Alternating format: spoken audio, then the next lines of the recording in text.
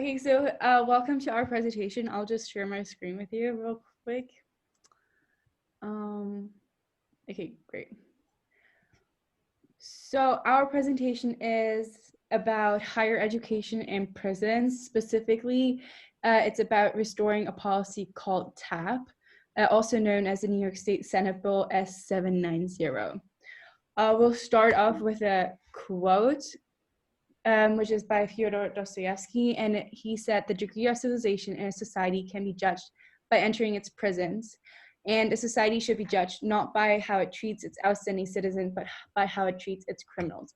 Why we wanted to include this quote is kind of just to show how we wanted to honor the humanitarian aspect of like imprisoned people, and that we feel that prisons have really focused on being the sole purpose of prisons of being like punishment rather than rehabilitation, and how we believe that education is a necessary step for this aspect of rehabilitation and including people back into our society. This is our agenda for today. So we'll start with a background on the TAP policy, explain the current situation, how kind of reintroducing this policy of TAP will help us, and lastly, how we would fund it and why this is necessary. Hi, my name's Aubriana, and like Charlotte, I am the co-lead fellow. And so to give you a little bit of background information on TAP, TAP is an acronym for Tuition Assistance Program. You might know it mostly by students who are getting into college. It's another form of financial assistance. You might see it on the FAFSA or something. But in criminal justice, it's also a plan that provides post-secondary, secondary, and primary education to eligible New York residents that are currently imprisoned. And this tuition is paid by approved schools throughout New York City, as well as private funding and federal budgets. However, in the mid-1990s, there was a huge lack of funding, which we can get into in the next slide. So in 1965, the Higher Education Act was passed, and this greatly expanded federal aid for any college participation nationwide. By 1982, 350 in-prison college programs had enrolled over 30,000 prisoners. And when you think about that, that number seems big, but to put it into even more context, that is roughly 10% of the, that is roughly 10% of the nation's prison population. Now, majority of these in-prison programs were funded through Pell Grants, which you would get through TAP.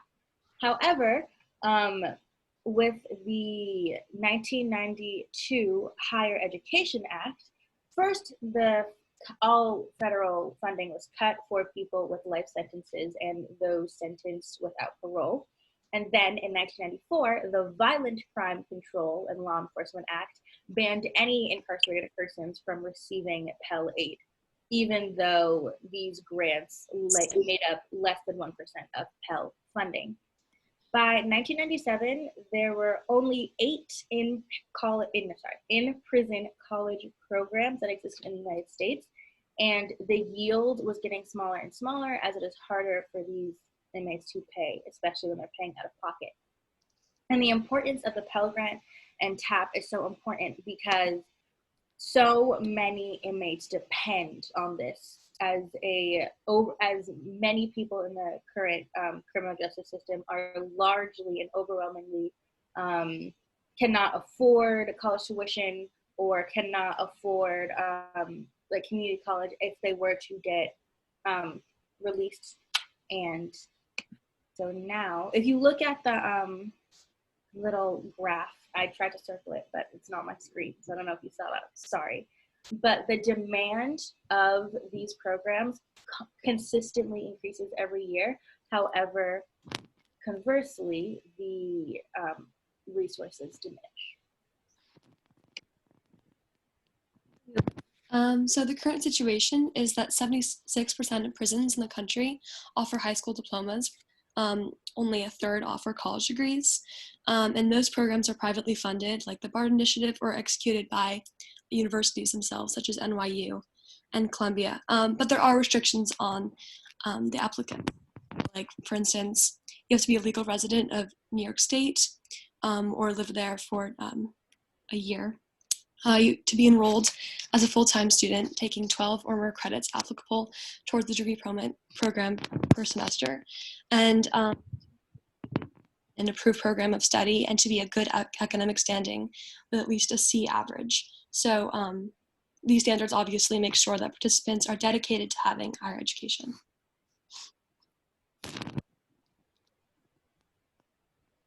Why we believe this is so important is because it would decrease the recidivism rate of prisons. For example, the inmates who participated in an education program were found to be 44% less likely to return to prison. And New York's recidivism rate at the moment is 43%. And as Emilio mentioned in the slide previously, there are like privately funded college prison programs such as the Hudson Link program and the BART Prison Initiative, and their recidivism rate is only 2 to 4%. So there's a huge difference. And also, for example, this graph shows another study of the percentage of inmates with prior sentence and their educational background. So you see, as the more education they gain, the less people with prior sentence will be found in prison, which kind of supports the argument that the more we increase the education of inmates, the less they're likely to return back to prison. And that links to our next benefit. So I'm sure everyone has heard, at least at some point or another, from any opposer of almost any argument, that they don't want their taxpayer dollars going towards something that they don't personally support. So with that, I'm going to throw a couple of stats at you, beyond the ones you can see on the screen. So first, in the last 360 days, there has been in total $200.6 million that has gone into the executive budget for criminal justice. This is not including the $109.3 million they intend on spending throughout the rest of 2020 on this. So in the last 5 years, there has been a total of $1.6 billion that is for patrol services, budgets, any type, and the building of new incarceration places. However, in the past 365 days, there have only been $24 million spent on education. And when you think about that, that kind of, I don't know, it unsettled me personally. And when you think about it on a more person-to-person level, it costs roughly $69,000 a year to incarcerate one person.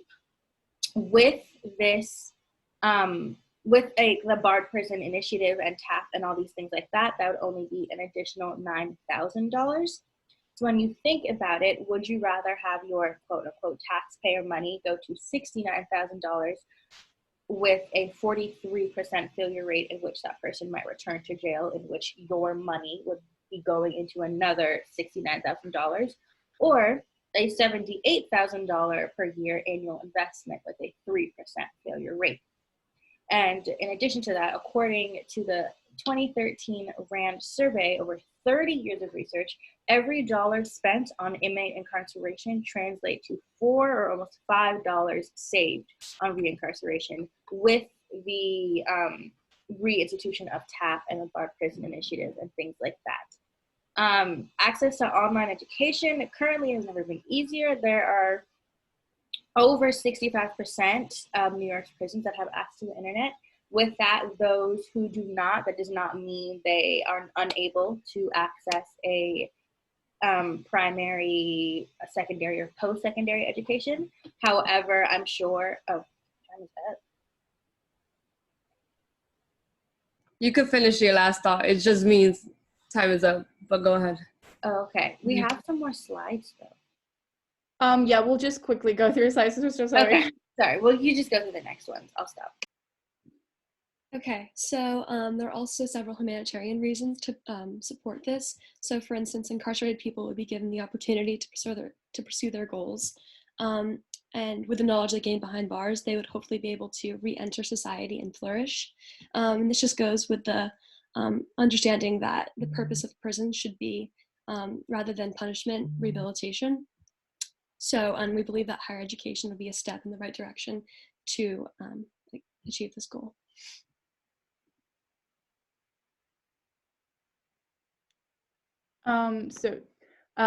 There already has been a proposal by Cuomo in 2014 who kind of attempted to reintroduce TAP in like 10 state prisons. There was much opposition led by this state senator from Western New York. And there was an act also federally that was introduced, which was called Kids Before Cons, which kind of pointed at this reason why should we pay people that committed crimes and broke the law for education if college prices have been steadily increasing and we can't even afford college for our own kids anymore.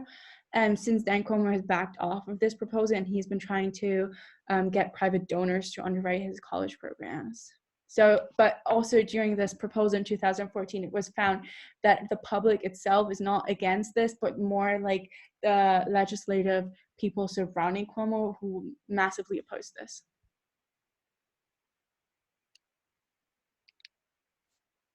Is Clara here? Yeah, I'm here. Sorry. Sorry, you want to take this? Just like in summary, I guess the biggest points is that it saves taxpayer dollars, which is like $60,000 to incarcerate one person actually goes into benefiting society by allowing them to have higher education. It also decreases recidivism rates, so less people are going back to prisons. It increases social mobility opportunities, so they have better chances at getting jobs when they get out, and it kind of decreases that criminal stigma. It improves facility conditions, so prisons with people who can have higher education actually have been proven to be less violent, so it's less hard for officers to maintain safety facilities. Yeah, so that was our presentation. Thank you very much for your attention. Thank you, guys. So now we're gonna move on to the Q&A, and after the Q&A, we'll have our partner response. So anybody that has a question can use the raise hand feature on Zoom. Or you can just type your question in the chat. So we'll have like 7 to 10 minutes on this, and then the partner response will be 5 minutes. So feel free to raise your hand, and I'll select you to say your question out loud, or put it in the chat and I'll ask if you want to read it out loud, or I'll read it out loud for you guys. Sounds good? Yes.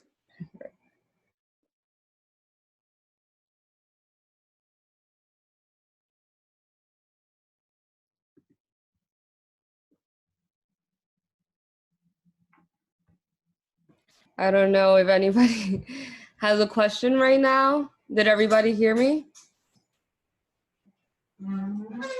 I see a lot of cameras off, so I don't really know what's going on. I have a question. Okay, go ahead. Yes. Hi, my name is Itai. Thank you. This was fantastic, and congratulations. One just curiosity is I'm wondering if, especially in this moment, there's an opportunity to make this another benefit to society might be to the colleges and universities themselves, particularly as they're navigating the economic certainty that we're all navigating. And it might be interesting to think about how many students, and therefore the fact these TAP dollars would stay in state and help universities and colleges at this moment. And so I wonder if that's come up in any of your conversations today. So yes, actually, we wanted to include some stats on maybe the impact of the coronavirus itself, because we kind of went into this point of like online education being easier than ever. And we believe that the coronavirus actually made it more easier. So that's kind of like a benefit for our purpose, just thinking about like all these online like classes that are already online. And if we have access to like these devices that are like internet, so the people in the prisons are able to access those courses as well, without the colleges having like much of a change in their curriculum and classes. And while still with, if TAB would be introduced, like the money would go to colleges and support them, especially during this time. So we think it would be kind of like a win-win situation. But we obviously, because this is like really new, we couldn't find any stats or predictions on that. Also because this policy itself hasn't been like looked at right now in face of like corona. But yes, this is something we definitely thought about and we believe would actually help our proposal.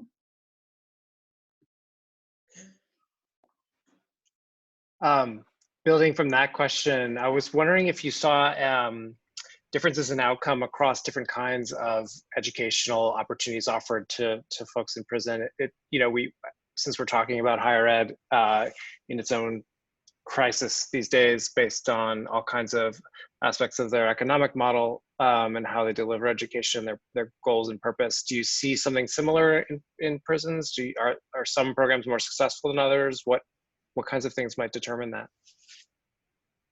So, oh, sorry, Charlotte. I know when we were doing some research, we found that primarily any secondary or post-secondary education was really what kind of helped the current incarcerated population stay on track, and that was what they leaned toward the most.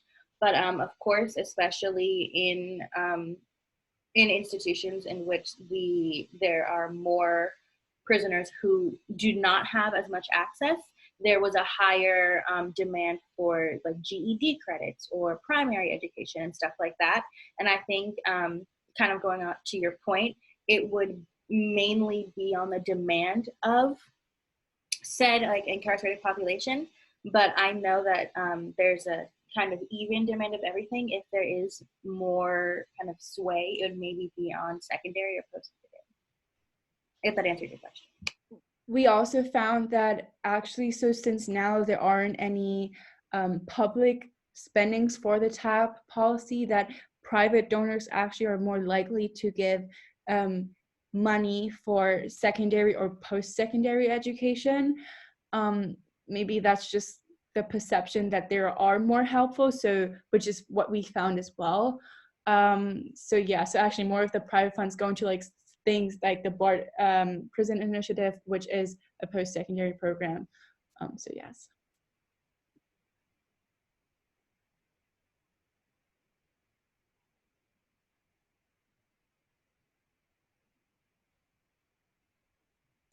If there's not any more questions, we can go ahead and move on to our partner response. Does anybody have any lingering questions? Since we have about 2 minutes for the Q&A, you can go ahead and ask them. Or type them in the chat if you're unable to speak out loud. Again, to reiterate. I guess we can move on to our partner response.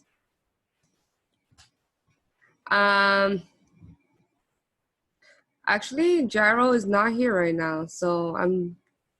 Yeah, no, but I think maybe I can share the slides with him after and he can just, I don't know. Anna, do you know if he planned on joining? He did. I didn't notice until just now. Shame on me. I'm checking with him now if there are any other questions that want to be raised. Or we can also share feedback. Would that be possible to like share our slides with Lucy too? Yes, absolutely. All of these are being recorded and will be shared with everyone, and we'll make sure to get Lucy's response right now with the trauma-informed prosecution.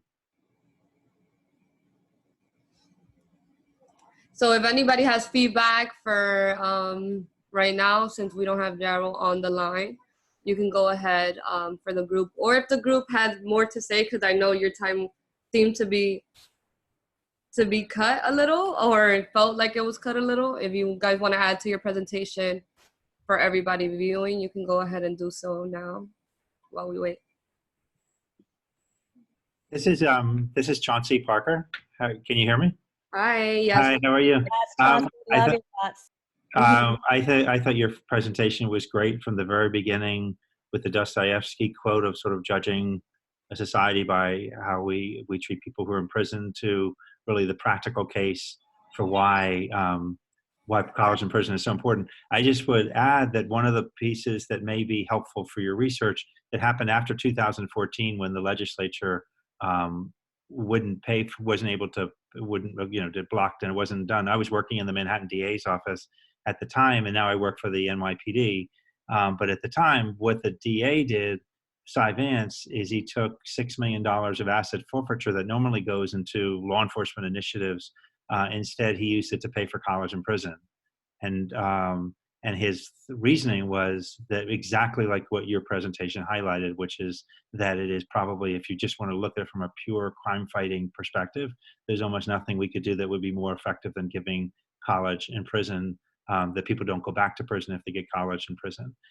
So it might strengthen even further your argument about, because there's a law enforcement official investing millions of dollars in a strategy that you normally wouldn't see you wouldn't imagine that law enforcement would be putting millions of dollars into college and prison, but it was right in line with the DA strategy for lots of things, but in particular to enhance safety in our communities. So that came in around 2015, but it created a whole network. And the second part of what the investment required, it was with John Jay, is that there'd be an evaluation, so that it would be evaluating not just the money that the DA put in, but also these other programs like BARD and others, to make the business case that college and prison is effective.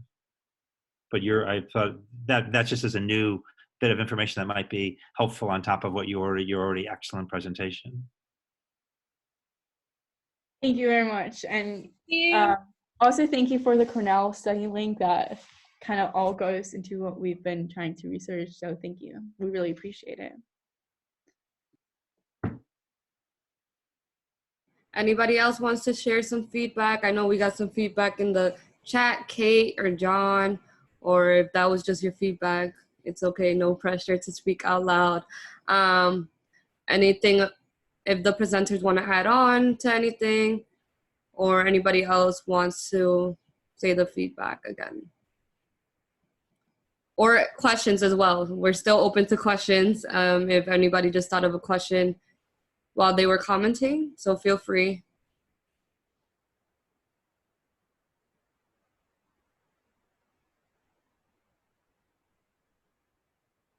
And we also apologize about the partner response. We were hoping for that. That's part of our agenda. So this is why we have a little gap. But I'm hoping that we can move forward even though we don't have a partner response. I think it's fine. We'll just catch up with Jarrell another time. I've got a quick question. Sure. I guess I'm curious, besides the example you gave of the legislature who talked about, kids, not cons, what are the other, what do the other people who are against rescinding the TAP restrictions, or like, what are their arguments?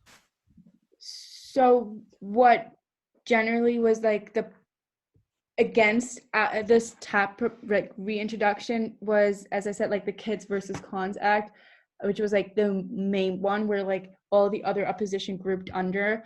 And then the other big thing was like the purposes of punishment in the US. And people just thought that giving money for education for inmates would not align with those. And they were kind of losing the focus. But these as well grouped under this Kids Before Cons Act, because it just all was like against the spending on incarcerated people. So these were like the main reasons. Yeah. And I don't know if we have enough time for this, and I know that Amelia probably go into more detail than I could, because she did a lot of research on this. But a lot of people had like this feeling that they would just be handing over their taxpayer money to like these horrible like people who did these horrible things, and it's not just that. And something I think I want to emphasize is that programs like TAP and these like educational programs, they are challenged by choice. It is based on the demand of people who are currently incarcerated, who want to get a second education, who don't want to be another statistic as a reincarcerated rate. And so those who have life without parole, who are receiving capital punishment, they have these opportunities, but I feel like the main driving force for people who have this argument should be that everyone who wants to participate in these higher education programs are actively talking about how much they want to do so. So you're spending your precious taxpayer dollars on people who want to learn, who want to stay, who want to get out of jail and stay out of jail.